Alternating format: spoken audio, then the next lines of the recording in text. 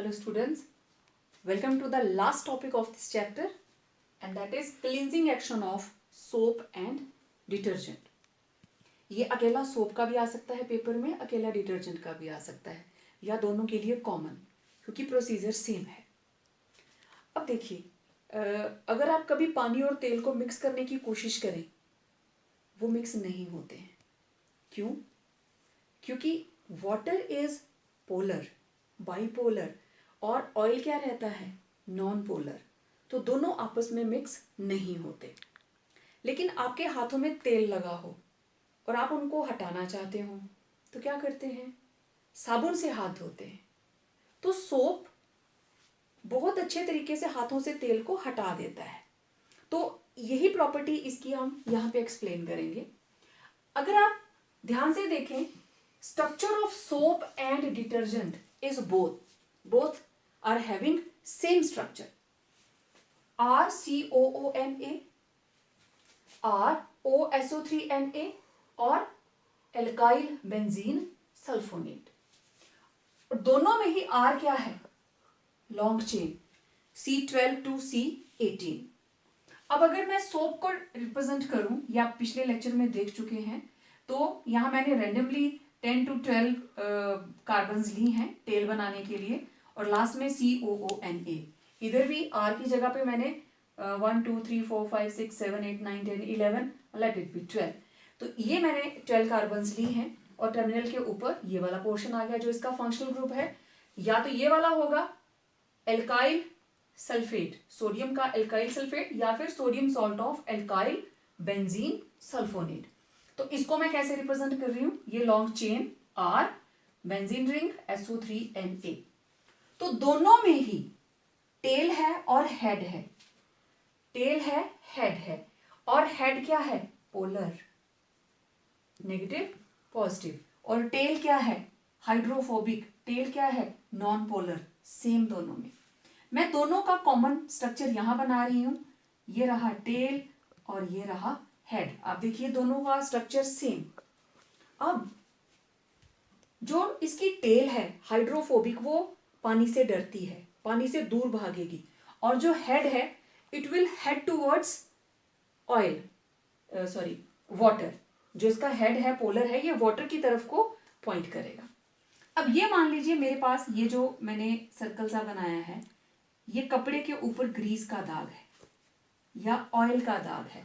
हमारे कपड़ों पे जो भी डर्ट आती है वो हमारे स्किन के ऑयल्स उसके साथ चिपक जाते हैं, तो उसकी वजह से वो मैल सी नजर आती है। तो बेसिकली ऑयल को ही हटाना है। तो इस ऑयल को हटाने के लिए अब हमने इसमें साबुन घोल दिया, डिटर्जेंट डाल दिया। साबुन डालो चाहे डिटर्जेंट डालो, तो क्या होगा? ये पूरे पोर्शन में ऑयल है, ऑयल और ग्रीस। तो इसके अंदर सोप या डिटर्जेंट का कौन सा पोर्शन जाएगा? टेल वाला, बिकॉज टेल इज हाइड्रोफोबिक। और हेड कहां रहेंगे? बाहर वाली साइड। और बाहर कौन है? वाटर।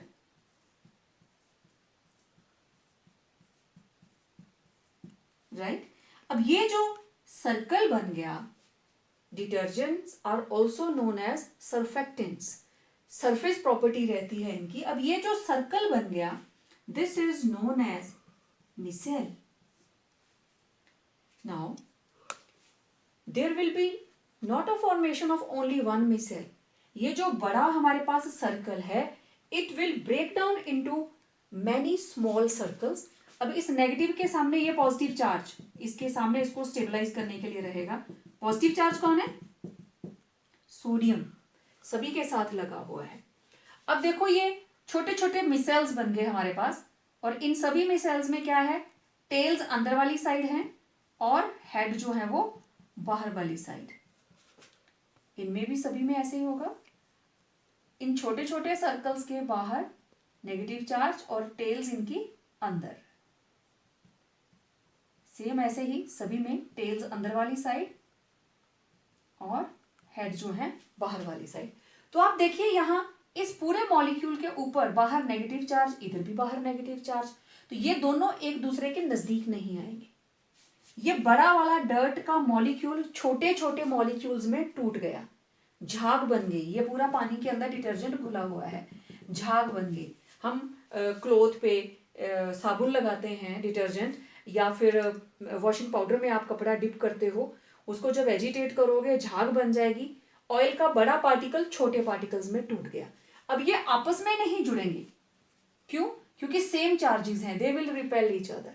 और फिर जब आप कपड़े के ऊपर पानी डालेंगे तो along with these small droplets of previously large sized grease और oil particle पानी के साथ ये बाहर निकल जाएंगे।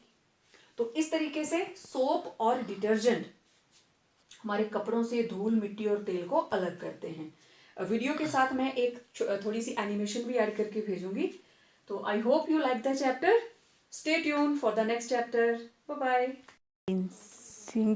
Cleansing action of soap and detergent हम इस एनिमेशन में देखेंगे कि ये किस तरह से काम करते हैं। तो ये देखिए सोप का मॉलिक्यूल, ये रहा पोलर हेड जिसमें कार्बोक्सिलिक एसिड ग्रुप है अटैच्ड विथ सोडियम आयन,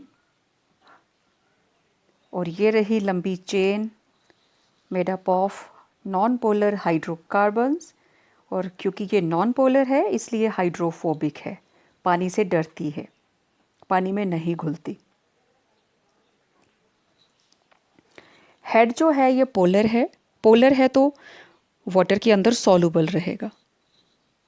ये हमने गंदा कपड़ा साबुन के या डिटर्जेंट के घोल में डाला और ये उसके ऊपर डर्ट है या ऑयल ग्रीस, तो आप देख रहे हैं जो सोप की टेल है वो इसके अंदर चली गई है, ऑयल के अंदर, और जो हेड है वो बाहर पोलर सॉल्वेंट वाटर की तरफ को डायरेक्टेड है, और ये बन गई मिसेल।